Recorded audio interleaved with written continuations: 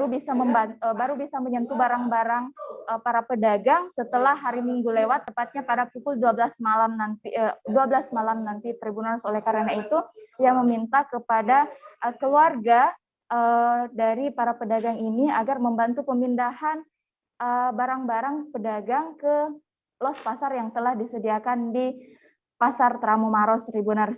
Sekedar diketahui, pemindahan ini hanya bersifat sementara, dan ini dilakukan agar proses rehabilitasi dari ex pasar sentral ini berjalan lancar. Pasar ini seperti yang pantauan kami Tribuners, kondisi dari pasar ini sudah kumuh sekali, bahkan di bagian belakang itu di penjual daging itu atapnya sudah hampir runtuh Tribuners, sehingga dibutuhkan rehabilitasi seperti itu. Sebenarnya ini merupakan gedung yang sudah tidak lagi dipakai sebelumnya, karena hampir sebagian besar dari pedagang ini sudah pindah ke Pasar Tramo beberapa tahun lalu. Di Pasar Tramo ini adalah pasar sentral yang sudah lebih modern seperti itu bangunannya, sementara untuk ex Pasar Sentral ini kini kondisinya sudah kumuh, namun beberapa pedagang masih tetap untuk jalan di situ, sehingga pemerintah Kabupaten Maros ini berinisiatif untuk mengubah bangunan lama ini menjadi pasar baru dengan fisik yang lebih baik dan layak untuk ditempati berjualan seperti itu Tribuners, dan diubah menjadi pasar kecamatan yang disebut sebagai pasar kecamatan Turikale. Perlu diketahui ada sekitar 500 pedagang yang berada di pasar Pasar Tramo ini, pasar sentral ini maksud saya Tribuners. Dan sementara lapak yang disediakan, lapak sementara itu hanya 142 kios, dan 100 lebih itu merupakan lapak.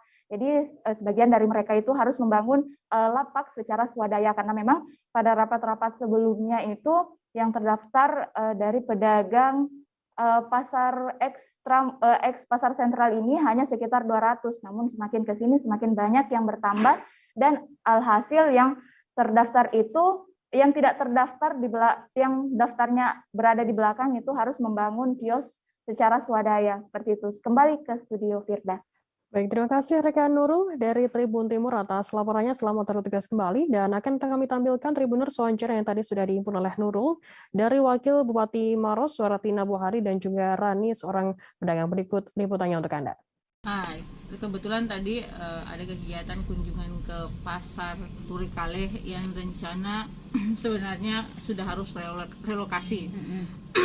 Ternyata hasil diskusi dengan pedagang setempat, tidak ada komunikasi atau tidak terjalin komunikasi karena terlalu banyak pihak yang mereka temani untuk berdiskusi mengenai apa kendala dan apa yang harus mereka lakukan dan kapan mereka harus pindah. Ini terlalu banyak kabar simpang siur yang mereka dengar, sehingga mereka sekarang ini posisi sebenarnya menunggu. Hasilnya tadi saya berharap di hari Minggu ini diawasi oleh Kasatpol PP dan jajarannya untuk melakukan proses pemindahan secara bersamaan serentak. Pedagang kios dan lapak di hari Minggu mulai pagi sampai pukul 00 di hari Minggu sudah harus melakukan proses pemindahan, sehingga hari Senin proses pensan sudah terjadi di Pasar Tramo. Ibu, seharusnya mereka pindah pada tanggal berapa, Bu? Mulai sebenarnya 2 hari sebelum Ramadan.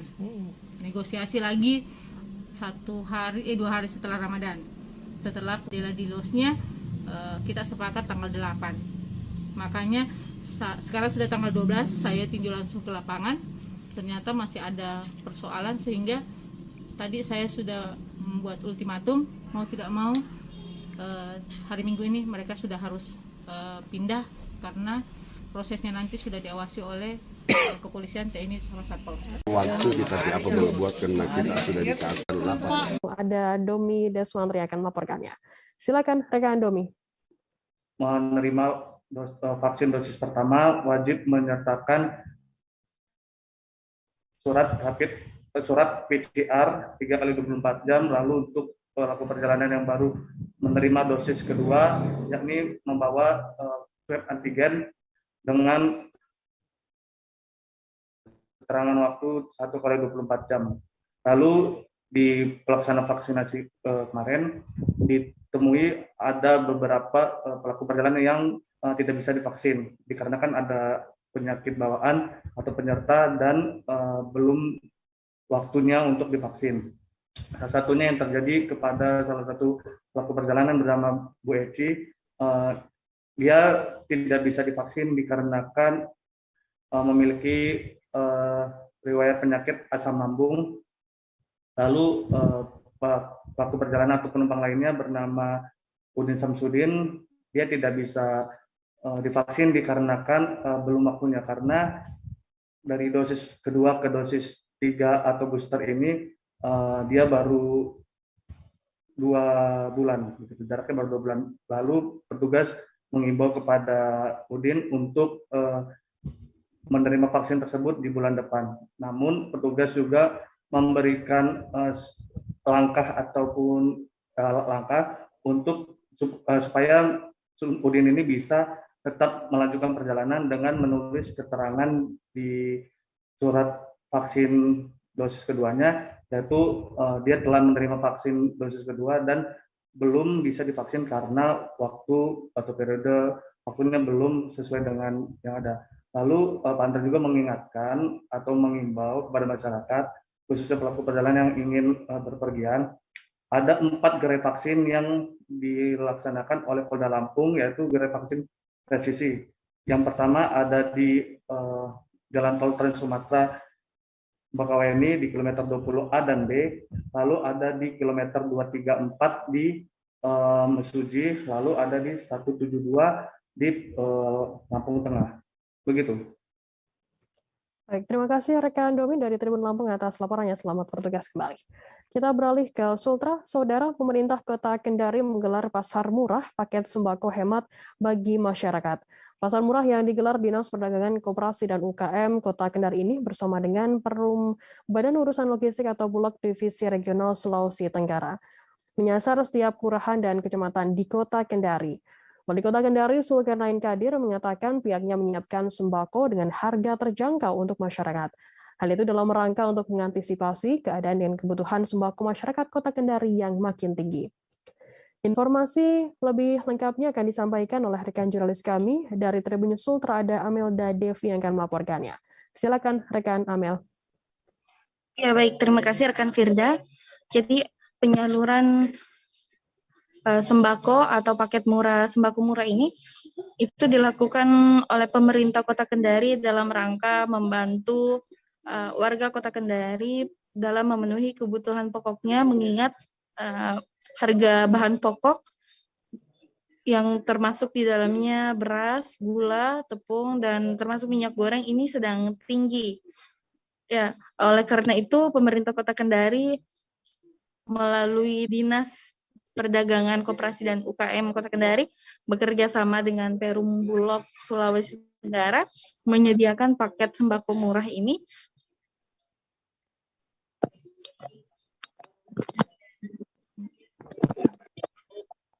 Halo rekan Amel. Ya, mohon maaf. Ya, saya lanjutkan. Pemerintah bersama Perum Bulog Kota Kendari menyalurkan bantuan ini. Sekiranya ada 4.000 paket, Firda, dari pihak Bulog menyediakan paket. Untuk diketahui, paket yang disediakan ini ada 2 pilihan. Yang pertama, paket dengan harga 100.000 berisikan beras premium 3 kg, kemudian tepung dan gula pasir 1 kg, ada juga ikan kaleng, dan beberapa jenis bahan pokok lainnya. Sementara di paket satunya seharga 108.000 itu isinya sama, ada beras, minyak goreng, gula, dan ikan sarden. Yang membedakan di paket yang kedua ini ukuran berasnya yakni 5 kg.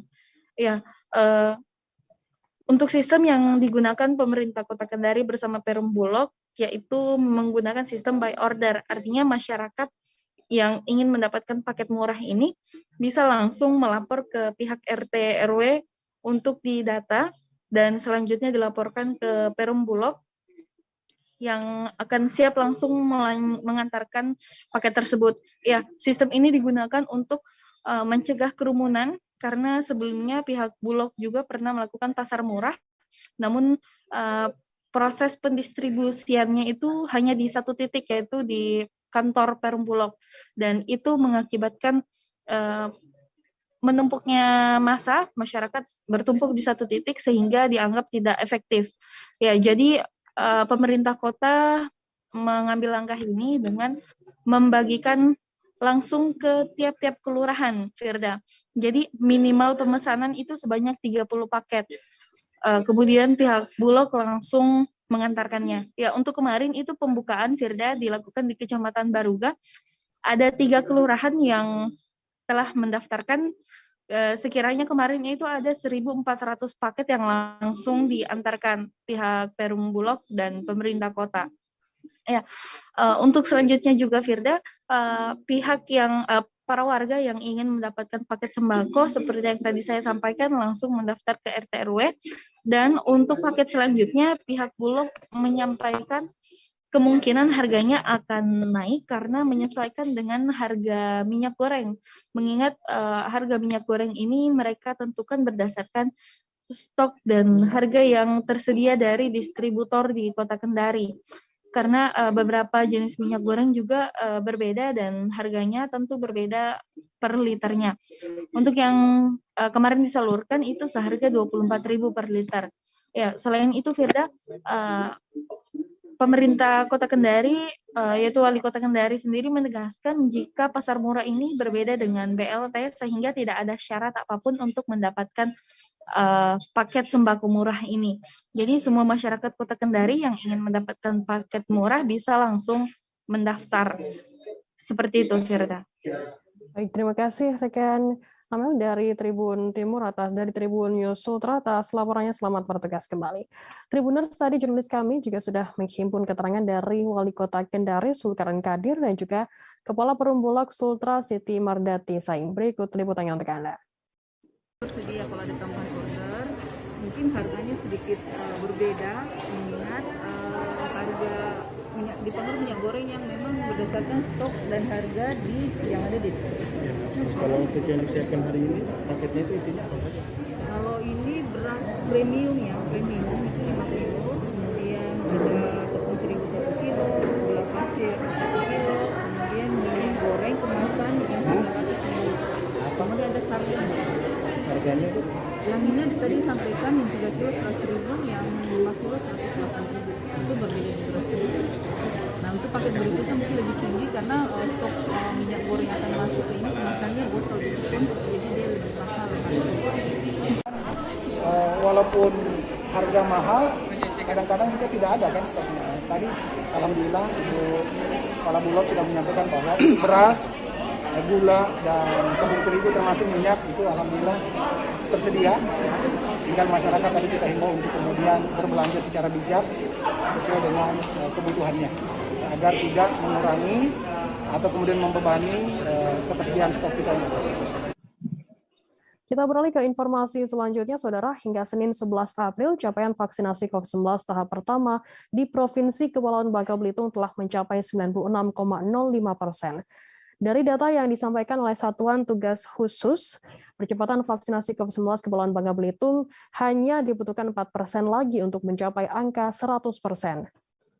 Kepala Biro Operasi Polda Kepulauan Bangka Belitung, Kombes Pol Ponco Sudiantoko, yang juga menjabat sebagai Satgasus Percepatan Vaksinasi, menyatakan hingga kini capaian vaksinasi secara menyeluruh di tahap pertama sudah ada 96,05%. Informasi lebih lengkapnya akan disampaikan oleh rekan jurnalis kami dari Bangka Pos, ada Joni Kurniawan yang akan melaporkannya. Silakan rekan Joni.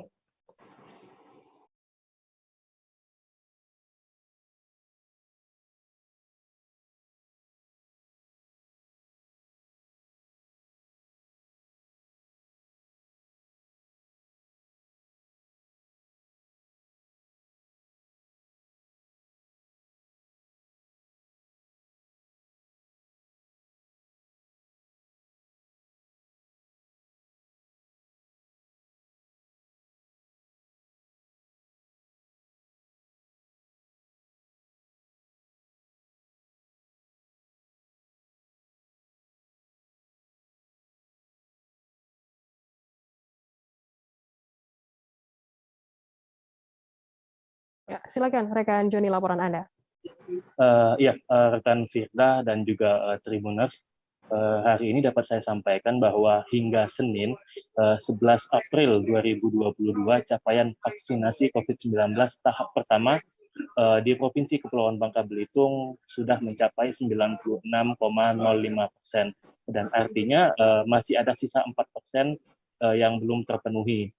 Dari data yang disampaikan oleh Satuan Tugas Khusus ataupun Satgasus Percepatan Vaksinasi COVID-19 Provinsi Kepulauan Bangka Belitung ini 4% yang saat ini masih dikejar untuk terus dilakukan ataupun dikejar sehingga dapat mencapai angka 100%. Kepala Biro Operasi Polda Kepulauan Bangka Belitung, Kombes Pol Ponco Sudiantoko yang juga menjabat sebagai staf pengendali dan pelaporan Satgasus Percepatan Vaksinasi COVID-19 Provinsi Kepulauan Bangka Belitung menyatakan saat ini vaksinasi tahap pertama sudah mencapai 96,05%, sedangkan tahap kedua sudah mencapai 80,79%, sedangkan tahap ketiga ataupun vaksinasi lanjutan atau sering disebut sebagai booster sudah mencapai 11,01%. Namun demikian mengenai 4% yang belum terpenuhi ini, Satgasus Provinsi Kepulauan Bangka Belitung mengakui pihaknya masih melakukan evaluasi ataupun pendalaman sehingga dapat diketahui apa yang menjadi penyebab ataupun latar belakang belum terpenuhinya 4% ini. Pihaknya juga mengakui akan melakukan peningkatan kinerja dengan memperbanyak kegiatan vaksinasi, lokasi vaksinasi, dan juga meminta dukungan kepada seluruh masyarakat yang mungkin belum menerima vaksinasi untuk segera menerima dosis vaksinasi sehingga dapat membantu program pemerintah dalam pemenuhan vaksinasi. Ia juga mengakui bahwa di bulan Ramadan ini juga vaksinasi baik tahap pertama, kedua, dan juga booster masih akan tetap dilakukan bagi masyarakat yang belum menerima vaksinasi. Untuk itu, bagi masyarakat yang belum menerima dosis vaksinasi untuk segera menerima dosis vaksinasi. Demikian, Firda, kembali ke studio. Baik, terima kasih rekan Joni dari Bangka Pos atas laporannya. Selamat bertugas kembali. Kita beralih ke informasi selanjutnya, Saudara. Harga daging sapi mengalami peningkatan sekitar Rp20.000 dibandingkan sebelumnya. Di Pasar Tanjung Pandan Belitung, harga daging sapi dijual seharga Rp150.000 hingga Rp170.000 per kilogramnya. Padahal sebelumnya harga jual daging sapi di kisaran Rp130.000 per kilogramnya. Informasi lebih lengkapnya akan disampaikan oleh rekan jurnalis kami dari Pos Belitung, ada Adelina Nurmalitasari yang akan melaporkannya. Silakan rekan Adel. Baik rekan Firda, dapat saya laporkan bahwa memang harga komoditas daging sapi di Pasar Tanjung Pandan Belitung memang berangsur-angsur naik dimulai dari sepekan sebelum Ramadan. Jika semula harga daging dijual antara Rp130.000 sampai Rp140.000 per kilogramnya, berdasarkan pantauan kami pada Selasa 12 April kemarin, harga daging sapi dijual dengan kisaran Rp150.000 sampai Rp170.000 per kilogramnya. Bahkan diprediksi harga tersebut masih akan meningkat menjelang Lebaran nanti. Menurut penuturan pedagang daging sapi, kenaikan ini dipicu dari kenaikan harga kebutuhan lainnya, sehingga biaya pemeliharaan sapi turut melonjak. Di samping juga peningkatan harga beli per ekornya yang juga turut meningkat. Dan selama Ramadan ini, permintaan daging sapi juga mengalami kenaikan meski harganya juga tadi meningkat. Dalam sehari, pedagang bisa menjual antara 100 sampai 200 kg daging sapi. Jumlah tersebut bisa meningkat 2 sampai 3 kali lipat saat menjual daging sapi yang baru dipotong. Menyikapi tingginya harga daging sapi di pasaran, berdasarkan wawancara kami dengan Kabid Usaha Perdagangan Dinas KUMKM Perdagangan dan Tenaga Kerja Kabupaten Belitung, Rita Yuliani mengatakan sampai saat ini pihaknya belum memiliki rencana untuk menggelar operasi pasar murah. Pihaknya juga tengah menunggu informasi lebih lanjut terkait gelaran operasi pasar murah oleh Dinas Perdagangan Provinsi Bangka Belitung. Demikian rekan Firda. Baik, terima kasih rekan jurnalis dari Pos Belitung Adel atas laporannya. Selamat bertugas kembali. Kita beralih ke Jambi, Saudara. Polres Bungo berhasil mengamankan 1 orang pelaku pembunuhan pembeli buah di Pasar Tradisional Modern atau PTM Muara Bungo yang mengakibatkan korban meninggal dunia. Pelaku merupakan Ali Adi Ridwan, 44 tahun, warga Jalan Nesnek Isah, RT 14 RW 4, Kelurahan Batang Bungo, Kecamatan Pasar Muara Bungo, Kabupaten Bungo. Pelaku sempat melarikan diri ke Desa Tulung Selapan, Kecamatan Kayu Agung, Kabupaten Oki, Sumatera Selatan. Informasi lebih lengkapnya terkait hal ini akan disampaikan oleh rekan jurnalis kami dari Tribun Jambi, ada Sopianto yang akan melaporkannya. Silakan rekan Sopian. Oke, terima kasih rekan Firda. Dapat saya laporkan Polres Bungo Senin April 2022 sekira pukul 23 waktu Indonesia Barat telah berhasil mengamankan 1 orang pelaku yang tindakan pidana pembunuhan atas aniaya pembeli buah Pasar Tradisional Modern Muara Bungo beberapa waktu yang lalu hingga korban meninggal dunia. Pelaku merupakan Ali Adi Ridwan, usia 44 tahun yang beralamat di Jalan Nek Isah, RT 14 RW 4, Kelurahan Batang Bungo, Kecamatan Pasar Muara Bungo, Kabupaten Bungo. Hal itu dibenarkan oleh Kapolres Bungo, AKBP Guntur Saputro. Iya benar, pelaku sudah diamankan, kata Kapolres. AKBP Guntur Saputro menjelaskan kronologis penangkapan pada hari Sabtu 9 April 2022 dengan dasar atas laporan polisi dugaan pembunuhan aniaya berat.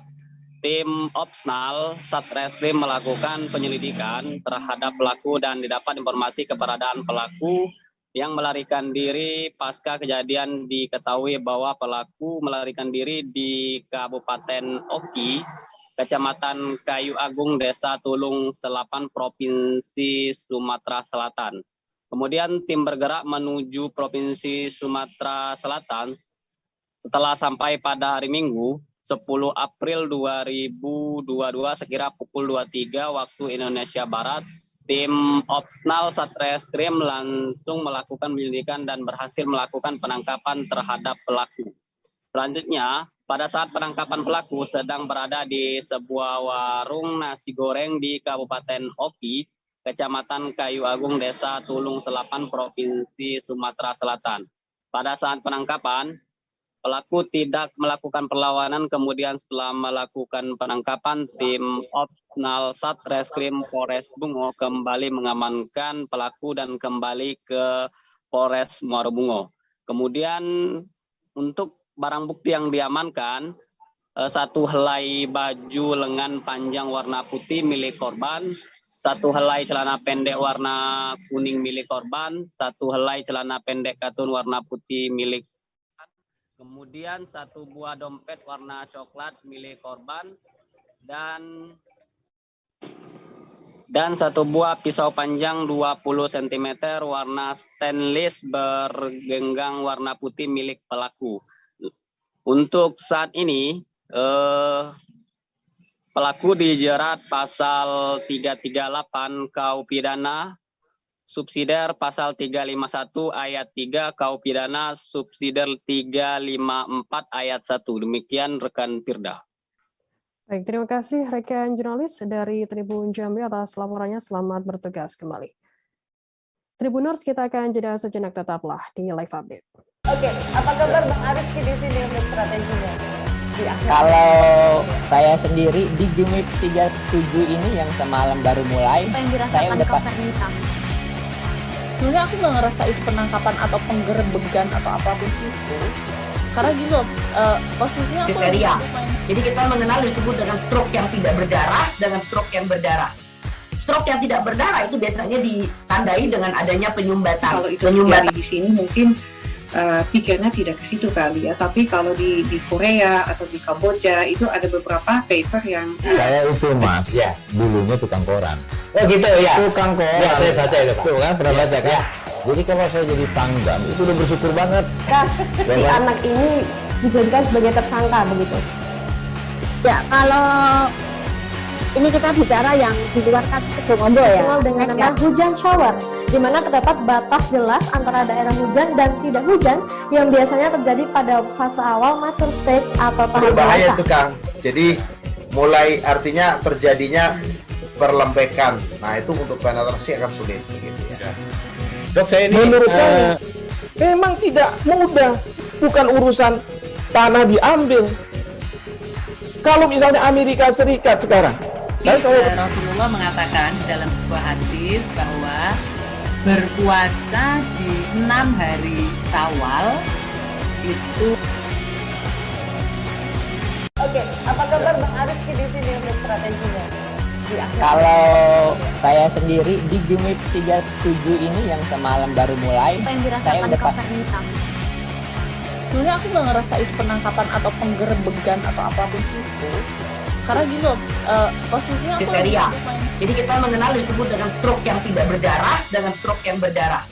Stroke yang tidak berdarah itu biasanya ditandai dengan adanya penyumbatan. Kalau itu terjadi di sini mungkin pikirnya tidak ke situ kali ya, tapi kalau di Korea atau di Kamboja itu ada beberapa paper yang Saya itu Mas, dulunya tukang koran. Oh gitu ya. Tukang koran. Ya, saya baca itu Pak. Tuh kan pernah baca kan? Jadi kalau saya jadi pangdam itu udah bersyukur banget. Si anak ini dijadikan sebagai tersangka begitu. Ya, kalau ini kita bicara yang di luar kasus Bongombo ya. Dikenal dengan nama hujan shower, di mana terdapat batas jelas antara daerah hujan dan tidak hujan yang biasanya terjadi pada fase awal mature stage atau tahap Berbahaya dewasa. itu Kang. Jadi mulai artinya terjadinya perlembekan. Nah itu untuk penetrasi akan sulit begitu ya. Dok, saya ini menurut saya memang tidak mudah, bukan urusan tanah diambil. Kalau misalnya Amerika Serikat sekarang, Rasulullah mengatakan dalam sebuah hadis bahwa berpuasa di 6 hari Syawal itu. Oke, apa kabar Bang Arif di sini untuk strateginya? Kalau saya sendiri di Jumip 37 ini yang semalam baru mulai, saya udah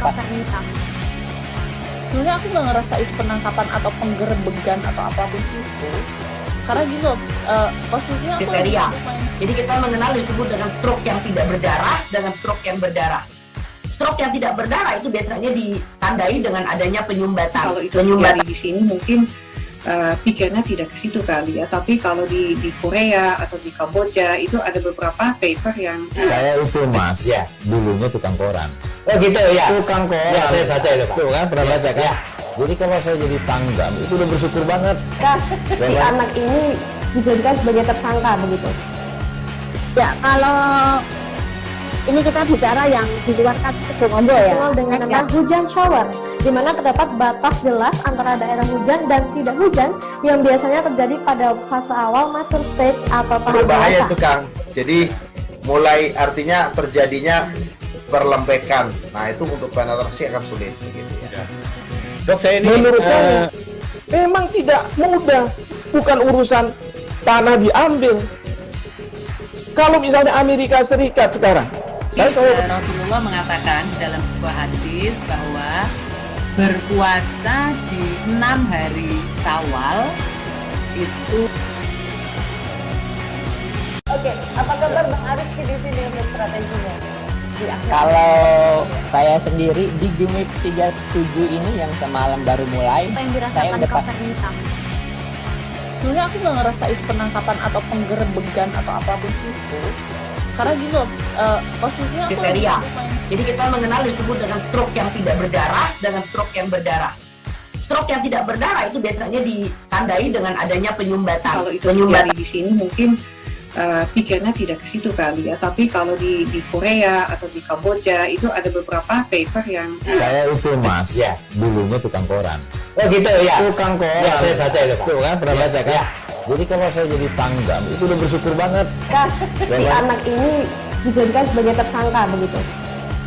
Ya, kalau ini kita bicara yang di luar kasus Bongombo ya. Dikenal dengan nama hujan shower, di mana terdapat batas jelas antara daerah hujan dan tidak hujan yang biasanya terjadi pada fase awal mature stage atau tahap Berbahaya dewasa. itu Kang. Jadi mulai artinya terjadinya perlembekan. Nah itu untuk penetrasi akan sulit begitu ya. Dok, saya ini menurut saya Memang tidak mudah, bukan urusan tanah diambil. Kalau misalnya Amerika Serikat sekarang, Rasulullah mengatakan dalam sebuah hadis bahwa berpuasa di 6 hari Syawal itu. Oke, apa kabar Bang Arif sih di sini untuk strateginya? Kalau saya sendiri di Jumip 37 ini yang semalam baru mulai, saya udah. Terima kasih Anda masih bersama kami di live update. Kita beralih ke informasi selanjutnya, Saudara. Ketua KONI Haji Henry Zainuddin menyatakan dirinya bersama Ketua NPCI Sumsel dan PLT Kadispora Sumsel telah sepakat membagi bonus atlet peraih medali PON ke-20 Papua pada 22 April 2022. Pembagian akan dilakukan di Bina Praja Pemprov Sumsel atau Gria Agung. Pria yang akrab disapa HZ ini menjelaskan kronologi keterlambatan proses pencairan. Menurutnya hal tersebut disebabkan karena Dispora pada tahun 2021 menganggarkan biaya sekitar 9,2 miliar rupiah untuk bonus atlet Sumsel peraih medali PON ke-20 dan Pekan Paralimpik Games Nasional atau Peparnas ke-16 Papua.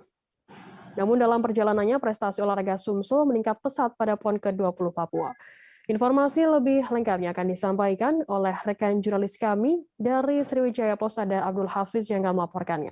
Silakan rekan Abdul. Ya, terima kasih rekan Firda. Tribuners, dapat kami laporkan bahwa dari wawancara dengan Ketua Umum KONI Provinsi Sumatera Selatan, memang dari Ketua Umum KONI sempat meminta maaf kepada para pejuang olahraga di Sumatera Selatan, baik itu dari atlet PON maupun atlet Peparnas, yang hingga saat ini tercatat sudah hampir memasuki 6 bulan pasca dilaksanakan Peparnas maupun PON ke-20 di Papua. Untuk saat ini dari KONI maupun dari NPCI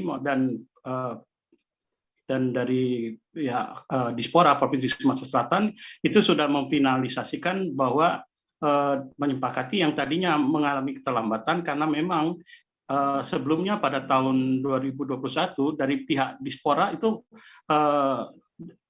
sedikit menganggarkan untuk bonus para atlet PON maupun atlet rekan-rekan difabel ini, yakni sebesar 9,2 miliar.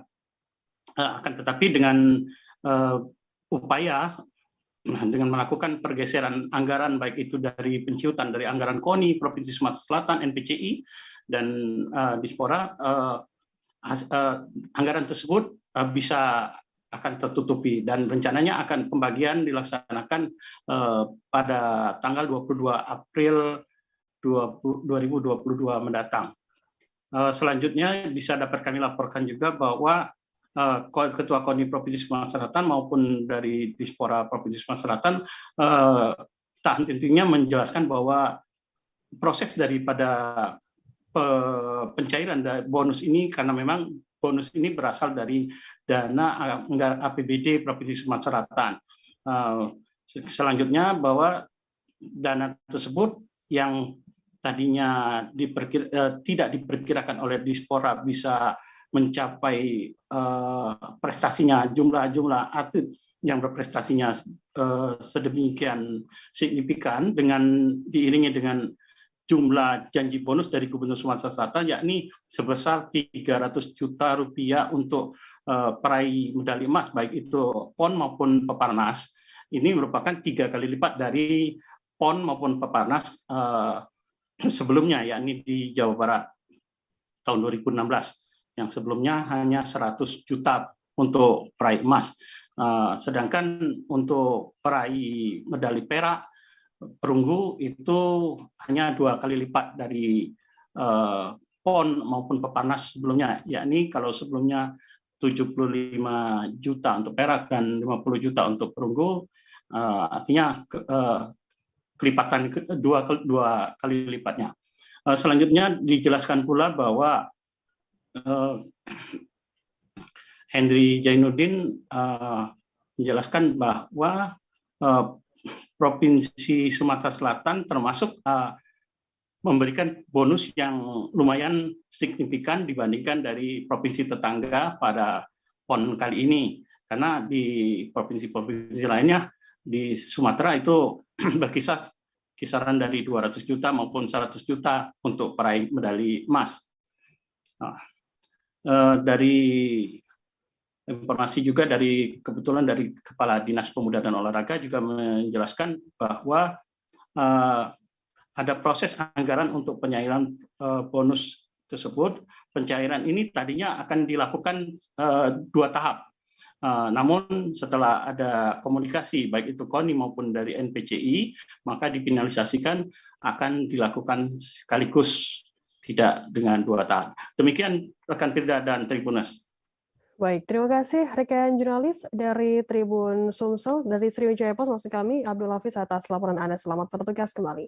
Tribuners, akan kami tampilkan wawancara yang tadi sudah dihimpun oleh rekan jurnalis kami dari Ketua KONI Sumsel, Haji Henry Zainuddin. Berikut liputannya untuk Anda. Ya, tadi kita sudah ketemu dan sudah memfinalkan. Insya Allah kita akan bagi bonus tanggal 22 April. Alhamdulillah. Di Bina Praja atau di Geri Agung nantinya. Jadi kami akan menjelaskan sedikit kronologis kenapa terlambat gitu ya. Bukan terlambat karena proses. Pertama, pihak Dispora waktu tahun 2021 menganggarkan biaya lebih kurang sekitar 9,2 M untuk bonus PON dan bonus NPC. Nah, dalam perjalanannya prestasi olahraga di Sumatera Selatan meningkat pesat gitu kan. PON kita ranking 16, kemarin dari 21, gelaran dapat medali juga banyak, 8 emas dan peraknya berapa, banyak sekali. Begitu juga NPC dapat 10 besar di Indonesia, Sumatera Selatan. Nah, dengan melesatnya prestasi ini dan dibarengi bonus yang cukup signifikan untuk atlet, emas 300 juta, yang lain-lain berapa, akhirnya dana itu kurang. Nah, dana kurang ini tentu dicarikan solusi, dan alhamdulillah solusinya sudah dapat. Anggaran KONI dan NPC dikurang-kurangi untuk kepentingan bonus PON dan bonus NPC. Puluhan mahasiswa di Kota Singkawang menggelar aksi damai di depan kantor DPRD Kota Singkawang. Aksi yang dilakukan para mahasiswa tersebut bertujuan untuk menyampaikan sejumlah aspirasi kepada para dewan. Sayangnya tak satupun anggota DPRD yang menjumpai para demonstran di depan kantor. Hal ini lantas membuat para mahasiswa merasa kecewa. Mereka pun menyayangkan sikap dari para dewan tersebut. Informasi lebih lengkapnya akan disampaikan oleh rekan jurnalis kami dari Tribun Pontianak, ada Rizky Kurnia yang akan melaporkannya. Silakan rekan Rizky. Baik, rekan Cerda dan juga Tribuners. Jadi memang pada Selasa 12 April kemarin, puluhan mahasiswa gabungan dari HMI Kota Singkawang, dari BEM STIT Syarif Abdurrahman Singkawang, kemudian dari BEM UT Poteng menggelar aksi unjuk rasa di depan kantor DPRD Kota Singkawang. Nah, aksi tersebut mereka lakukan untuk menyampaikan aspirasi mereka kepada para dewan terkait isu dan persoalan yang dihadapi masyarakat di Kota Singkawang saat ini, seperti tingginya harga minyak goreng, kemudian langkanya solar, dan juga penolakan terhadap wacana jabatan Presiden 3 periode. Namun dari pantauan kami di lapangan kemarin, aksi unjuk rasa yang dilakukan oleh para mahasiswa ini tidak mendapatkan respon dari DPRD Kota Singkawang. Tidak satupun anggota DPRD yang menemui ataupun menjumpai para mahasiswa saat aksi tersebut. Hal ini kemudian membuat para mahasiswa merasa kecewa dan menyayangkan sikap dari DPRD tersebut, seperti yang diungkapkan oleh Ketua Umum HMI Cabang Kota Singkawang, Ihsan. Ya, dan rekan-rekan mahasiswanya menyayangkan sikap DPRD tersebut karena menurutnya aspirasi yang mereka sampaikan seharusnya didengarkan langsung oleh DPRD selaku perwakilan dari rakyat. Terlebih aspirasi tersebut ia katakan merupakan isu krusial dan persoalan yang tengah dialami dan dihadapi oleh masyarakat Kota Singkawang. Namun meski tidak menjumpai satupun anggota DPRD, para mahasiswa ini tetap melanjutkan aksi dan orasi mereka di depan kantor DPRD. Mereka juga sempat masuk ke ruang paripurna di kantor DPRD setelah mendapatkan izin dengan syarat tidak melakukan aksi anarkis dan tetap mematuhi protokol kesehatan. Nah, di ruang paripurna mereka menyanyikan lagu pergerakan maksud kami dan membacakan tuntutan serta aspirasi mereka. Selain itu, Tribuners, kami juga sudah mengkonfirmasi terkait alasan ketidakhadiran para anggota DPRD di lokasi saat aksi damai tersebut berlangsung. Menurut informasi yang kami dapatkan dari Bapak Karim, selaku Sekretaris DPRD Kota Singkawang, menyebutkan bahwa seluruh DPRD Kota Singkawang sedang berada di luar kota saat aksi tersebut. Nah, kepergian tersebut ia katakan terkait pembahasan laporan keterangan pertanggungjawaban atau LKPJ Kota Singkawang. Dengan ketidakhadiran anggota DPRD ini, kemudian Karim sebagai fasilitator menerima aspirasi para mahasiswa untuk kemudian disampaikan kepada para anggota DPRD ketika pulang nanti. Nah, setelah aspirasi diterima, para mahasiswa ini kemudian membubarkan diri dengan tertib sembari dikawal langsung oleh pihak Polres Singkawang dan Satpol PP. Begitu, Firda. Baik, terima kasih rekan jurnalis Tribun Pontianak, Rizky Kurnia atas laporannya. Selamat bertugas kembali. Tribun tampilkan wawancara yang tadi sudah di Rizky dari Ketua HMI Cabang Singkawang bernama Isyan. Berikut liputannya. Mahasiswa sendiri terkait ketidakhadiran Dewan dalam aksi ini. Oke, baik, kami sangat menyayangkan pernyataan Dewan ataupun ada sebuah surat balasan dari Dewan DPRD Kota Singkawang yang kemarin dibalas, dan tentunya ini menjadi kita sebagai mahasiswa, tentunya masyarakat Kota Singkawang dan Kota Singkawang serta kami perwakilan dari HMI Kota Singkawang sangat menyayangkan tidak hadirnya salah satu dewan, padahal 30 DPRD ataupun 30 dewan pada hari ini belum melakukan ataupun belum terbang ke luar kota. Nah, ini sangat kami sayangkan. Nanti ada kegiatan aksi-aksi lain nggak sih untuk menyusul ini? Kemungkinan teman-teman baru konsolidasi mengenai hal ini. Mungkin habis ini kawan-kawan ada gelombang kedua tentunya, sehingga kami menyampaikan aspirasi tepat sasaran. Karena pada aksi kami hari ini yang sangat kami sayangkan adalah tidak adanya dewan dan hanya diwakili oleh sekretaris dewan. Dan kami yakin pasti ada gelombang-gelombang kedua dan tentunya akan bergabung dengan elemen-elemen masyarakat. Capaian vaksinasi dosis ketiga atau booster di Kabupaten Pasar Baru mencapai 12,42% dari 209.559 jiwa yang menjadi target vaksinasi dalam membentuk kekebalan tubuh secara komunal. Guna meningkatkan capaian vaksinasi khususnya booster, Bupati Pasar Dr. Fahmi Fadli menginstruksikan pegawainya untuk ikut dalam vaksinasi kali ini. Tanpa terkecuali berlaku bagi pegawai negeri sipil, pegawai pemerintah dengan perjanjian kerja atau P3K, maupun pegawai tidak tetap atau PTT di lingkungan Pemkab Pasar. Informasi lebih lengkapnya akan disampaikan oleh rekan jurnalis kami dari Tribun Kaltim, ada Saifullah Ibrahim yang akan melaporkannya. Silakan rekan Saiful. Ya, rekan Perda, untuk saat ini capaian vaksinasi di Kabupaten Pasar untuk dosis pertama itu sebanyak 92%. Sementara untuk capaian vaksinasi dosis kedua sebanyak 75,72%. Dan terakhir ini untuk capaian vaksinasi booster yang paling rendah yaitu 12,42%.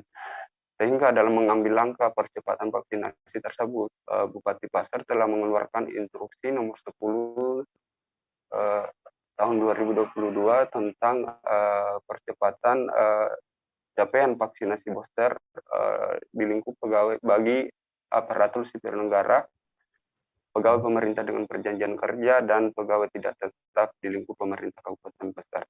Dengan mewajibkan seluruh ASN, seluruh pegawai pemerintah Kabupaten Pasar yang belum divaksin untuk segera melakukan vaksinasi, baik itu dosis 1, dosis 2, dan booster. Bagi pegawai yang tidak melakukan vaksinasi akan dilakukan penundaan pembayaran tambahan penghasilan bagi pegawai tersebut. Bagi pegawai tersebut yang bisa divaksinasi namun tidak bersedia untuk dilakukan vaksinasi, kemudian melakukan penundaan pembayaran gaji pegawai yang secara medis dapat dilakukan vaksinasi namun mendapat penolakan dari pejabat yang bersangkutan untuk divaksin. Batas waktu penundaan pembayaran gaji atau tambahan penghasilan bagi ASN tersebut berlaku sampai pegawai sudah melakukan vaksinasi dosis 1, dosis 2, dan juga dosis 3. Namun terdapat pengecualian bagi pegawai yang memang sudah tidak bisa dilakukan vaksinasi. Instruksi dari Bupati tersebut mulai berlaku pada 11 April 2022 kemarin. Sementara dari pemaparan Kepala Dinas Kabupaten Pasar, Kepala Dinas Kesehatan Kabupaten Pasar, untuk vaksinasi dosis pertama itu membentuk kekebalan tubuh hanya 16%, sementara untuk dosis kedua membentuk kekebalan tubuh 87%, dan untuk dosis ketiga atau booster dapat membentuk kekebalan tubuh 97%. Sehingga Kadinkes menghimbau untuk seluruh masyarakat di Kabupaten Pasar maupun pegawai dari pemerintah Kabupaten Pasar untuk melakukan vaksinasi dosis 3. Ya, sekian rekan. Baik, terima kasih rekan Saiful dari Tribun Kaltim atas laporannya. Selamat bertugas kembali.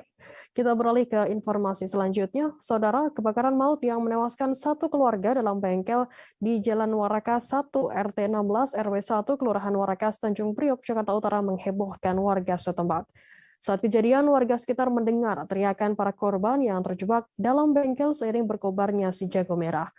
Meski mendengar teriakan kesakitan para korban di dalam bengkel, warga tak bisa berbuat apa-apa. Sebab kilatan api dari dalam bengkel menyeruak hingga ke Jalan Warakas 1 sampai-sampai hawa panasnya tak sanggup diterobos oleh warga. Informasi lebih lengkapnya akan disampaikan oleh rekan jurnalis kami dari Tribun Jakarta, ada Gerald Leonardo yang akan melaporkannya. Silakan rekan Gerald. Ya, selamat siang Firda dan juga Tribuners dimanapun Anda berada. Memang dapat saya laporkan bahwa kebakaran maut terjadi tepatnya di Jalan Warakas 1, RT 16 RW 1, Kelurahan Warakas, Kecamatan Tanjung Priok, Jakarta Utara pada Selasa dini hari lalu, di mana memang kebakaran ini menghanguskan satu bangunan yang terdampak parah atau yang hangus seluruhnya, yakni satu bengkel motor di Jalan Warakas 1 ini.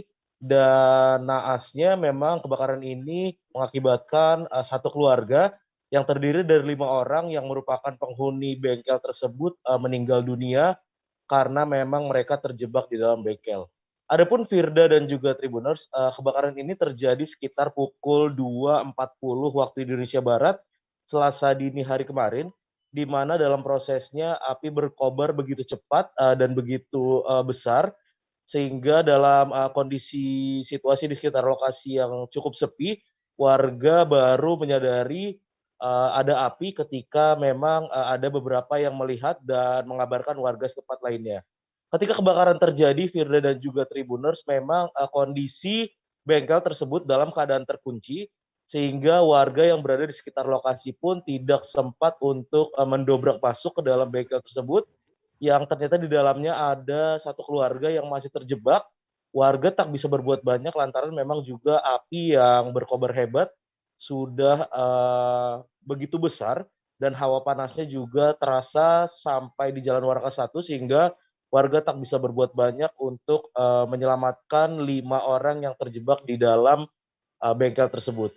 Setelah itu juga warga akhirnya melaporkan peristiwa kebakaran ini kepada petugas daripada Suku Dinas Penanggulangan Kebakaran dan Penyelamatan Jakarta Utara, di mana petugas tak lama setelah menerima laporan warga langsung mengerahkan sedikitnya 10 unit mobil damkar untuk memadamkan api, dan dari hasil pengerahan petugas ini, api akhirnya bisa dipadamkan sekitar pukul 3:55 waktu Indonesia Barat pada Selasa dini hari lalu.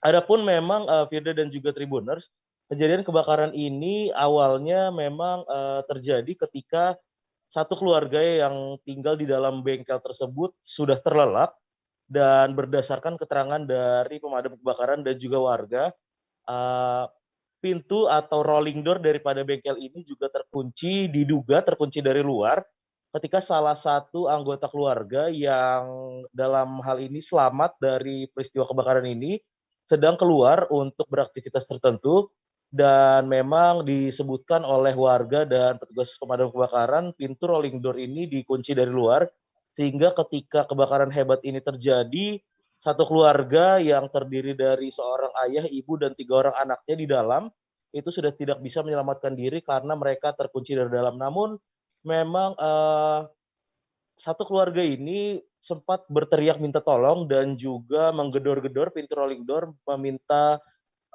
warga di luar daripada bengkel mereka untuk membantu menyelamatkan. Namun seperti tadi yang disampaikan, warga memang sudah tak kuasa atau tidak bisa berbuat banyak karena api sudah berkobar begitu hebat. Adapun Firda dan juga Tribuners, satu orang yang selamat diketahui merupakan anak sulung daripada pasangan John Faber Tampu Bolon atau ayah yang tewas dalam peristiwa kebakaran ini. Dan anak yang selamat ini saat ini juga sudah ditangani oleh pihak kepolisian untuk selanjutnya sempat dimintai keterangan terkait dengan peristiwa kebakaran ini. Selain itu juga Firda dan juga Tribuners, kemarin tepatnya pada Selasa siang, aparat kepolisian dari Pusat Laboratorium Forensik Polri juga sudah mendatangi lokasi untuk melakukan olah TKP. Dan dari hasil olah TKP di Jalan Warakas atau bengkel yang terbakar ini, aparat dari Puslapor Polri sudah mengamankan sejumlah barang bukti seperti antara lain yaitu abu atau arang yang juga berasal dari sisa-sisa kebakaran, begitupun instalasi listrik dari dalam bengkel. Di mana memang Puslapor melakukan olah TKP ini dan mengambil barang-barang bukti ini untuk nantinya menentukan sebenarnya apa penyebab pasti daripada peristiwa kebakaran maut yang menewaskan satu keluarga yang terdiri dari 5 orang ini. Firda. Baik, terima kasih rekan Gerald atas laporannya langsung dari Jakarta. Selamat bertugas kembali. Kita beralih ke informasi selanjutnya. Saudara, Gubernur DKI Jakarta Anies Baswedan menyambut hangat kedatangan tim junior Atletico Madrid dan Barcelona di Balai Kota Jakarta. 2 tim raksasa asal Spanyol itu tiba di Balai Kota untuk menghadiri Gala Dinner International Youth Championship 2021. Adapun akan digelar di Jakarta International Stadium mulai 13 hingga 19 April 2022 mendatang. Informasi lebih lengkapnya akan disampaikan oleh rekan jurnalis kami dari Tribun Jakarta, ada Dionysius Arya Bima yang akan melaporkannya. Silakan rekan Dion. Ya, Firda dan Tribuners, skuad muda Atletico Madrid dan Barcelona sudah tiba di Jakarta sejak Selasa kemarin. Mereka pun langsung disambut Gubernur DKI Jakarta Anies Baswedan di Balai Kota Jakarta pada Selasa malam. Atletico Madrid yang membawa 20 pemain mudanya jadi klub yang tiba pertama di Balai Kota. Kemudian tak lama berselang, skuad Barcelona U18 tiba di kantor Gubernur Anies Baswedan. Para pemain dan ofisial Atletico Madrid dan Barcelona ini tiba di Balai Kota menggunakan bus Royal Trans milik Transjakarta. Begitu tiba di Balai Kota, mereka langsung disambut Gubernur DKI Jakarta Anies Baswedan di pendopo Balai Kota. Anies saat itu tampak didampingi oleh anak bungsunya Ismail Hakim. Kemudian Anies pun menyambut para pemain dan ofisial dari Atletico Madrid dan Barcelona ini dengan hangat. Anies pun langsung menyuguhkan minuman khas Betawi, yaitu bir peletok kepada para tamunya itu. Tak hanya bir peletok, Anies juga menyuguhkan fruit punch sebagai welcome drink kepada para tamunya. Seluruh pemain dan ofisial Atletico Madrid dan Barcelona pun langsung menikmati suguhan tersebut. Sebagai informasi, Atletico dan Barcelona datang ke Jakarta untuk bermain dalam ajang International Youth Championship atau IYC 2021 yang awalnya direncanakan akan diselenggarakan Desember tahun lalu. Selain dua tim asal Spanyol ini, turnamen ini juga diikuti oleh Bali United U18 dan Indonesia All Star U20. Adapun IYC ini akan dilaksanakan mulai hari ini tanggal 13 April sampai 19 April 2022 mendatang. Seluruh pertandingan IYC diselenggarakan di Jakarta International Stadium atau JIS. Walau demikian, masyarakat tak bisa menyaksikan IYC secara langsung.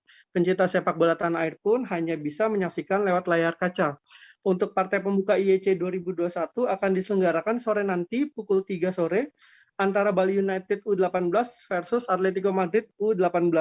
Kemudian malam harinya pukul 9:30 malam akan ada pertandingan antara Indonesia All Star melawan Barcelona U20. Demikian Firda.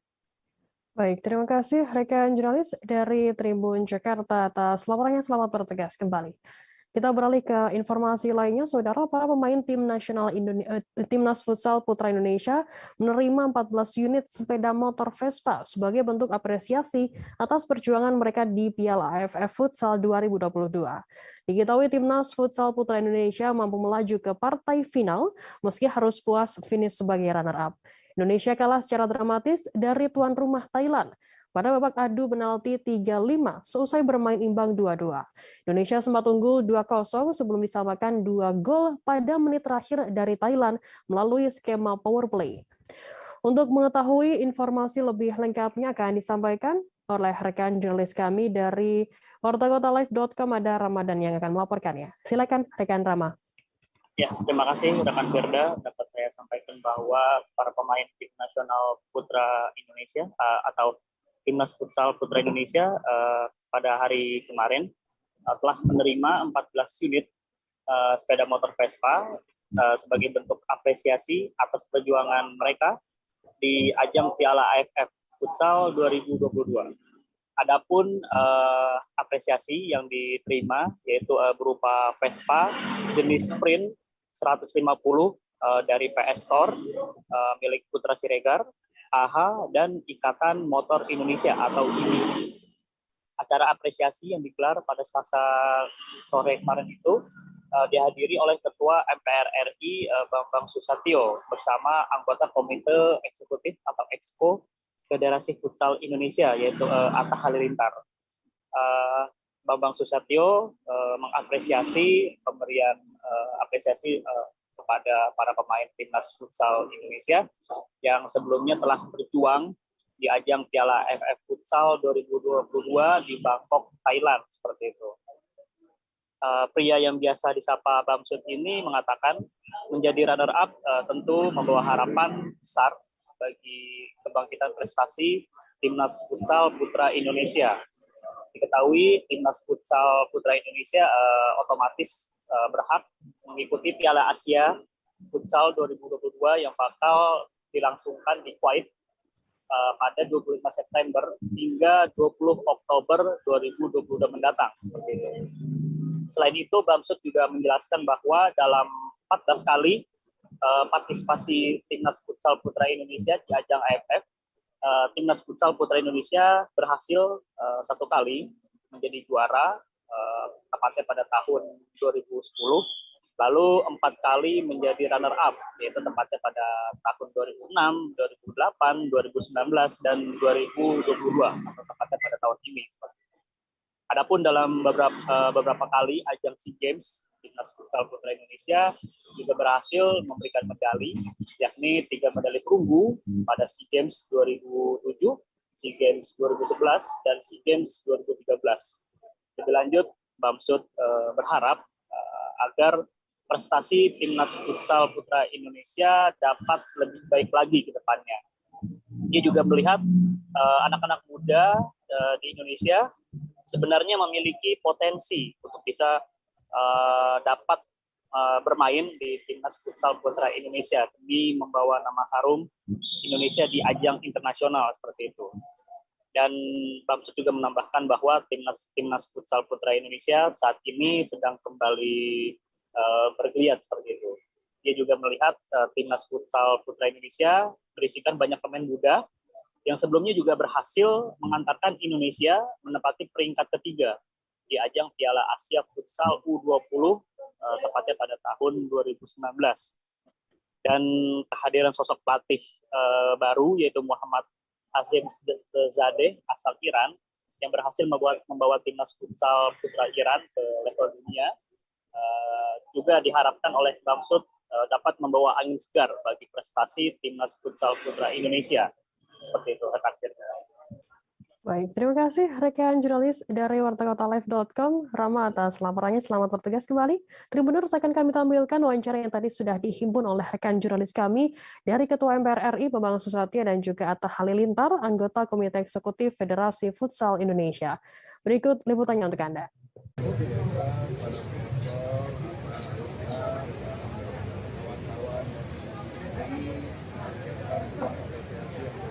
Dari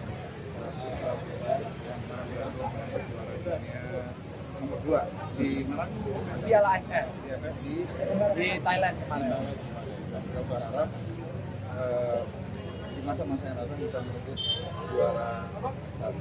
Saya melihat anak-anak muda ini yang mengembangkan futsal di Indonesia termasuk yang tinggi di dunia dan 270 juta lebih itu. Menurut saya kita memiliki potensi untuk bisa menjuarai juara futsal dunia. Karena itu juga sebenarnya saya sangat menyadari oleh setiap lapisan, sangat termasuk juga dalam Jokowi sangat membantu kalau main futsal berfungsi hari dari masuknya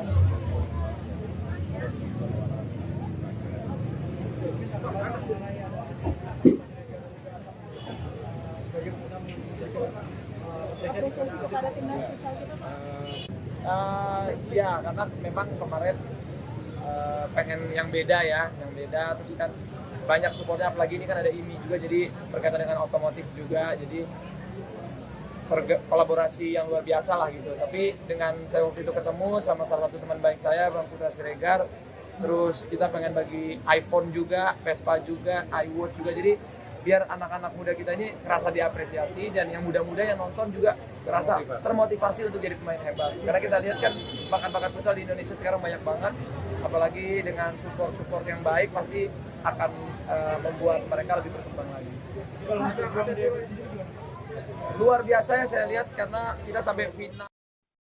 Kita beralih ke Solo, Jawa Tengah, Saudara. Kepolisian akhirnya resmi menetapkan 1 orang tersangka dalam kasus meninggalnya Dila alias UF, bocah berusia 7 tahun yang tinggal di Desa Ngabean, Kecamatan Kartasura, Sukoharjo, Jawa Tengah pada Selasa 12 April. Kapolres Sukoharjo KBP Wahyu Nugroho mengatakan tersangka yang diamankan yakni berinisial F, 18 tahun yang masih pelajar SMA. Hubungan tersangka dengan korban adalah kakak angkat karena korban kini diasuh oleh bulinya alias ibu dari F.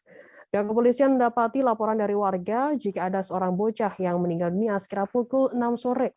Laporan tersebut ditindaklanjuti dengan mendatangi rumah korban dan memeriksa 3 kakak korban. Informasi lebih lengkapnya akan disampaikan oleh rekan jurnalis kami dari Tribun Solo, ada Agil Setiawan yang akan melaporkannya. Silakan rekan Agil. Ya, Firda, update terbaru dari kasus penganiayaan yang melibatkan seorang pemuda berusia 7 tahun berinisial UV atau alias Dila. Saat ini kepolisian menetapkan 2 tersangka dalam kasus tersebut. Yang mana tersangka utama sendiri berinisial F berusia 18 tahun dan tersangka kedua berinisial G usia 24 tahun. Dari konferensi pers yang baru saja dirilis oleh Polres Sukoharjo bahwasanya kedua tersangka melakukan penganiayaan terhadap Dila yang masih berumur 7 tahun sejak beberapa bulan terakhir.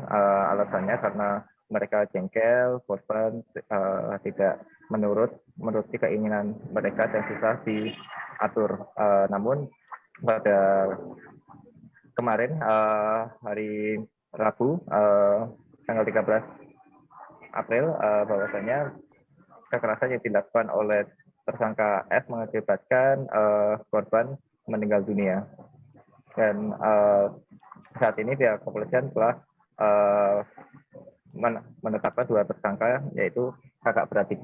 Bahwasanya dari keterangan warga sendiri, Dila sendiri merupakan anak angkat dari budenya, yang mana orang tua Dila, ayahnya sudah meninggal dan ibunya menitipkan Dila kepada kakaknya atau bude dari Dila. Namun seiring berjalannya waktu, keluarga dari bude Dila ada masalah keluarga dan bercerai sehingga bude Dila harus merantau ke Jakarta dan Dila saat ini dirawat oleh ketiga anak budenya atau kakak angkat dari korban.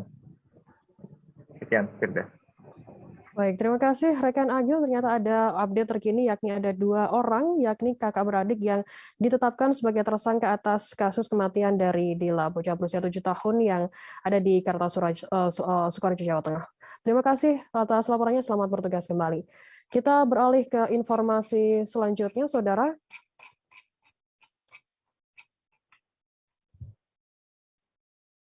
Kementerian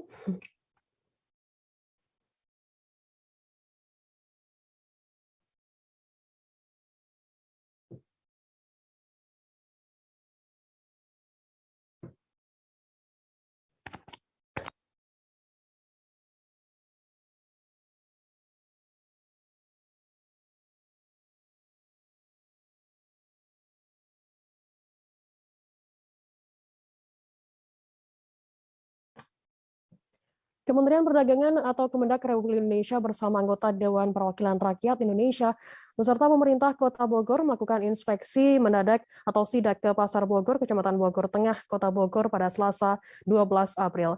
Sidak yang dilakukan kali ini yakni untuk memastikan ketersediaan bahan pokok menjelang Hari Raya Idul Fitri 2022.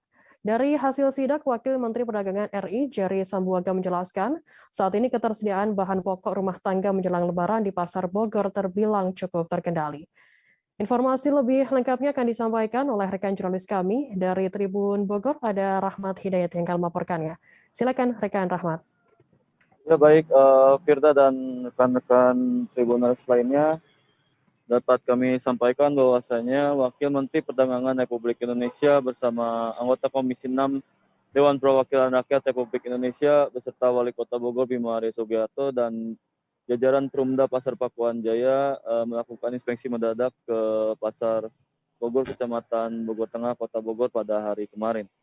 Sidak yang dilakukan oleh Wamen Perdagangan Republik Indonesia ini sejatinya untuk memastikan ketersediaan bahan pokok di wilayah Kota Bogor dan sekitarnya yang berada di Pasar Bogor.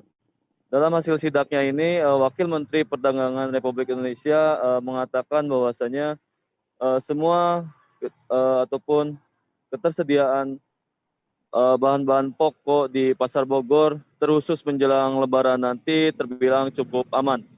Walaupun diakui olehnya terdapat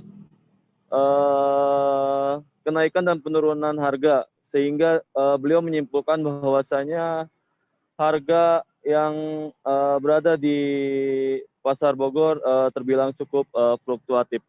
Adapun kebutuhan bahan-bahan pokok yang bisa dibilang aman oleh berdasarkan hasil sidak dari Wakil Menteri Perdagangan Republik Indonesia beserta anggota Komisi 6 DPR RI dan Wali Kota Bogor Bima Arya Sugiarto, yakni minyak goreng, kemudian daging, kemudian terigu dan bahan-bahan pokok lainnya. Namun terkhusus untuk minyak goreng jenis curah, pihak Wamen Perdagangan Republik Indonesia dan jajaran lainnya menemukan bahwasanya di Pasar Bogor masih terdapat penjual yang menjual minyak goreng jenis curah di atas head yang sudah ditentukan oleh pemerintah, yakni sekira Rp14.000 hingga Rp15.500. Namun yang ditemukan pada saat kemarin berkisar di angka Rp15.500 sampai ke angka Rp18.000. Namun tegas Wamen, harga tersebut cukup terbilang stabil ataupun tidak mengalami kenaikan harga yang signifikan. Kemudian kami pun mendapatkan informasi lainnya dari Wali Kota Bogor Bima Arya Sugiarto. Beliau mengatakan bahwasannya permasalahan yang ada di Kota Bogor, terkhusus di pasar-pasar Kota Bogor ini, terlihat di cara pendistribusian bahan-bahan pokok. Terkhusus itu minyak goreng yang saat ini sedang menjadi bahan perbincangan di kalangan masyarakat. Bahkan beberapa waktu lalu Bima Arya sempat melakukan inspeksi mendadak secara perorangan bersama jajaran pemerintah lainnya ke salah satu agen distributor minyak goreng curah terbesar di Kota Bogor yang berada di Cimanggu, Kota Bogor. Dalam hasil sidaknya itu ditemukan bahwasanya memang pendistribusian ini dipengaruhi oleh pusat. Oleh sebab itu Bima Arya pun meminta untuk pemerintah pusat untuk segera melakukan langkah yang tepat untuk menanggulangi permasalahan minyak goreng curah saat ini. Namun kembali lagi ke hasil sidak yang kemarin, selain itu Bima Arya pun mengatakan bahwasanya kebutuhan pokok yang berada di Kota Bogor cukup terbilang stabil pun dengan minyak goreng. Hal tersebut pun dibandingkan oleh Wamen dan anggota DPR RI dengan pasar-pasar yang berada di daerah lainnya. Begitu Firda laporan dari kami. Baik, terima kasih rekan Rahmat Hidayat dari Tribun Bogor atas laporannya. Selamat bertugas kembali. Kita beralih ke informasi selanjutnya. Saudara, Polda Sulawesi Utara melakukan penyegelan di nozzle solar SPBU Kairagi pada Selasa 12 April sekira pukul 21.30 waktu Indonesia Tengah. Langkah ini dilakukan setelah pengembangan kasus penangkapan truk solar yang ditangkap oleh Subdit Tipiter Ditkrimsus Polda Sulut pada Selasa dini hari. Penyidik Tipiter Polda Sulut Ibtu Ferdian Martadinata mengatakan pelaku penimbun solar inisial KL, maksud kami mempunyai kunci panel untuk membuka nozzle solar di SPBU Kairagi. Menurutnya pelaku KL mengisi solar sendiri dan setelah selesai melakukan kegiatan tanpa ada pengawasan dari pihak SPBU. Informasi lebih lengkapnya akan disampaikan oleh rekan jurnalis kami dari Tribun Manado, ada Randy Umar yang akan melaporkannya. Silakan rekan Randy. Oke, selamat sore buat semua teman-teman Tribun News dan juga Tribuners yang menonton video ini. Jadi saya hari ini berada di Polda Sulawesi Utara. Kami juga di sini baru selesai melaksanakan atau mengikuti kegiatan press conference penangkapan pelaku penimbunan solar ilegal yang diketahui di SPBU Kairagi, Kota Manado.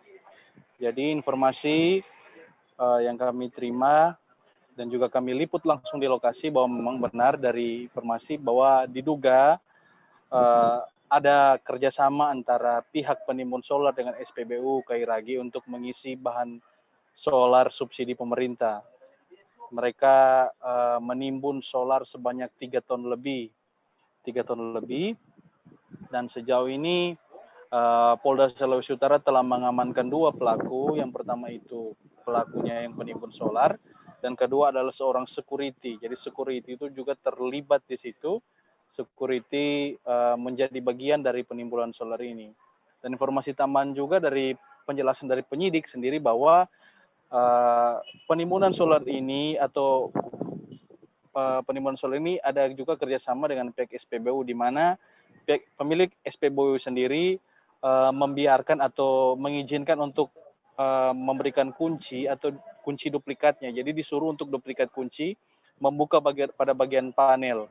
Nah, seperti Tribuners tahu bahwa di setiap SPBU itu ada bagian-bagian, misalnya di nozzle bagian Pertalite, Premium, SPBU dan Pertamax. Tapi ini pada bagian panel pelaku hanya menyalakan nozzle untuk solar.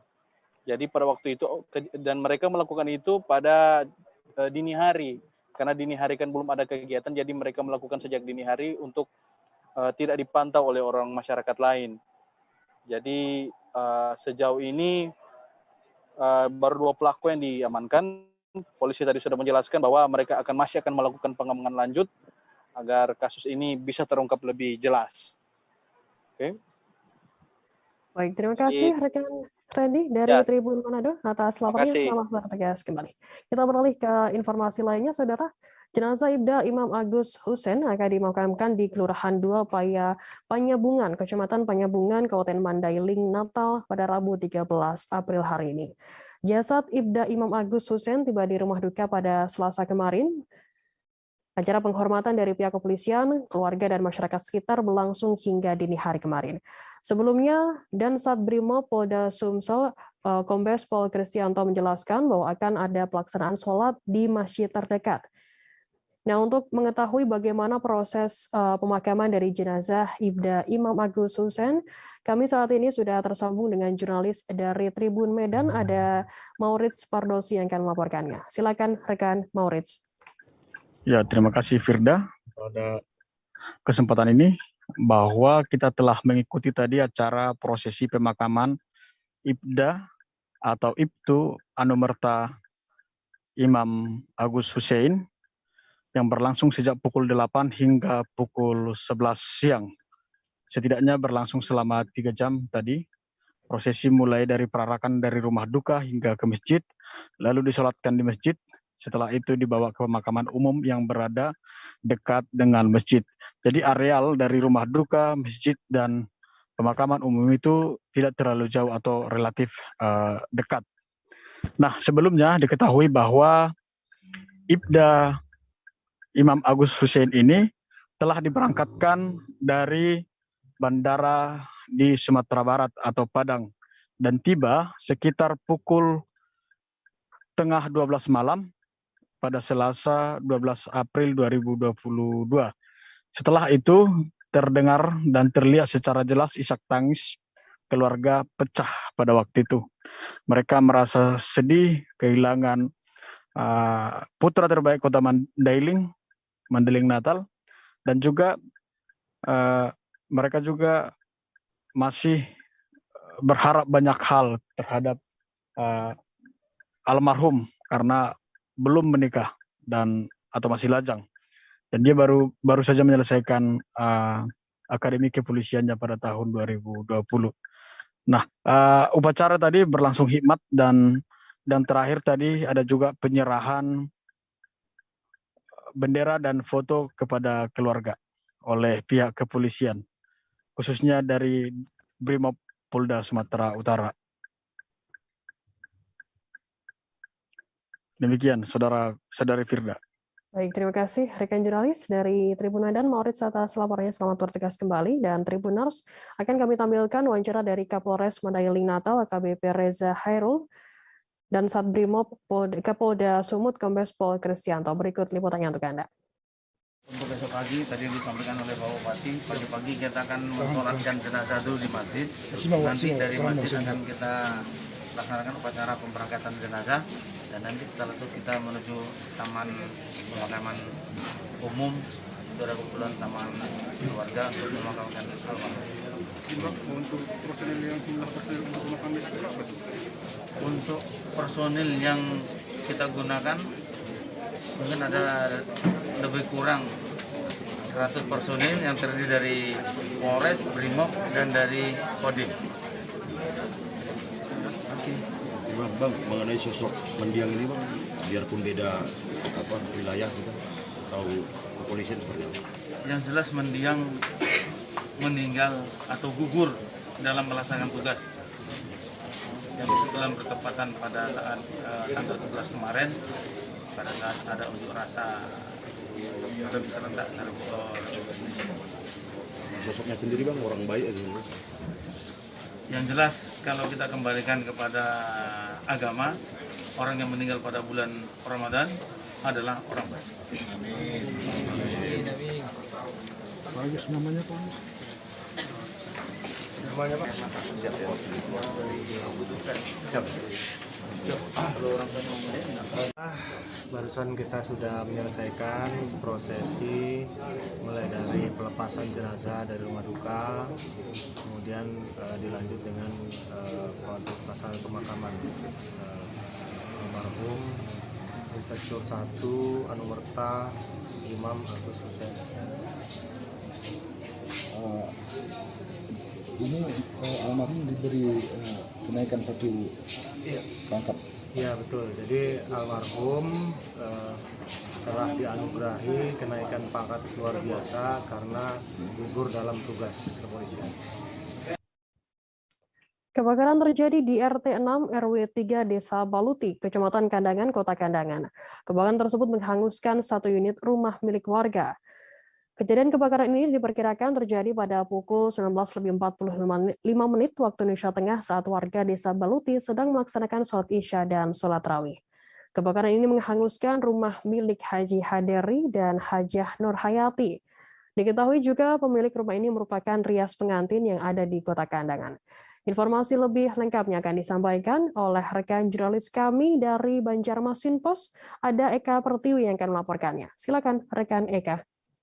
Iya, terima kasih rekan Firda. Baik Sobat Tribun News, kami laporkan jika tadi malam atau tepatnya pada Selasa malam telah terjadi kebakaran di Desa Baluti, Kabupaten Hulu Sungai Selatan.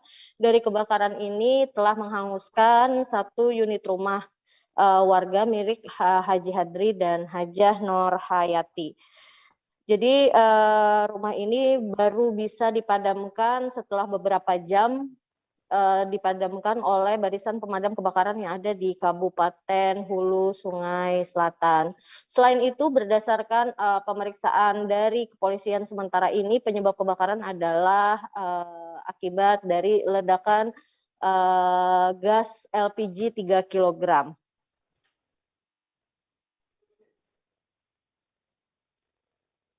Ya, silakan dilanjutkan. Iya, sementara itu saja yang dapat kami laporkan.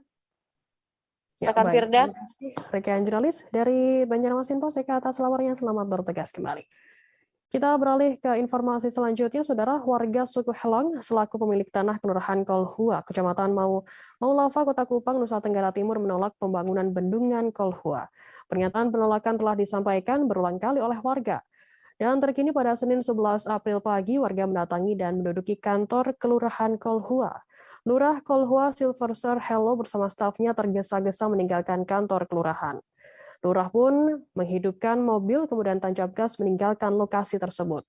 Dan sikap sang lurah ini memicu kekecewaan warga yang hendak meminta penjelasan terkait undangan sosialisasi dan penolakan dari 37 pemilik lahan persawahan terhadap rencana pemerintah membangun bendungan Kolhua. Informasi lebih lengkapnya akan disampaikan oleh rekan jurnalis kami dari Pos Kupang, ada Christine Maliheri yang akan melaporkannya. Silakan rekan Christine. Terima kasih rekan Frida.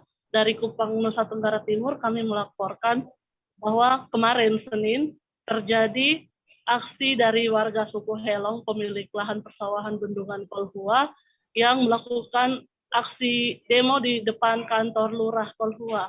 Mereka menuntut Lurah memberikan klarifikasi terhadap undangan 37 KK yang menolak sosialisasi dari Balai Sungai terkait dengan rencana pembangunan bendungan Kolhua. Warga pun meminta penjelasan, akan tetapi lurah itu tidak memberikan penjelasan dan pergi begitu saja meninggalkan kantor lurah. Karena aksi lurah tersebut yang meninggalkan kantor lurah, warga merasa kecewa, lalu menuntut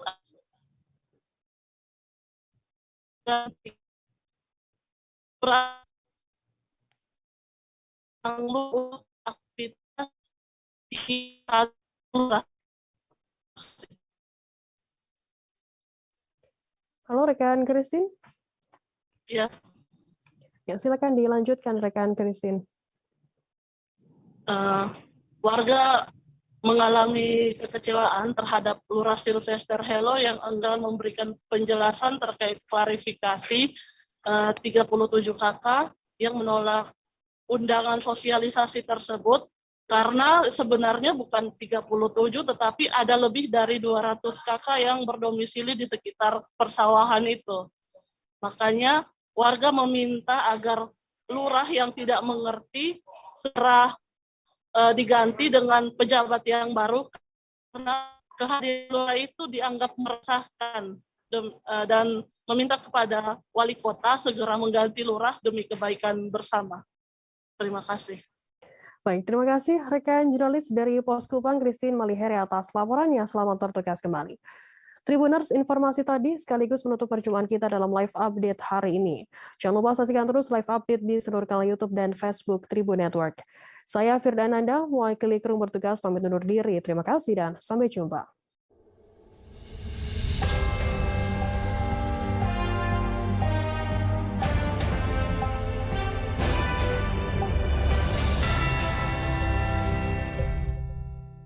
Jangan lupa like, subscribe, dan share ya!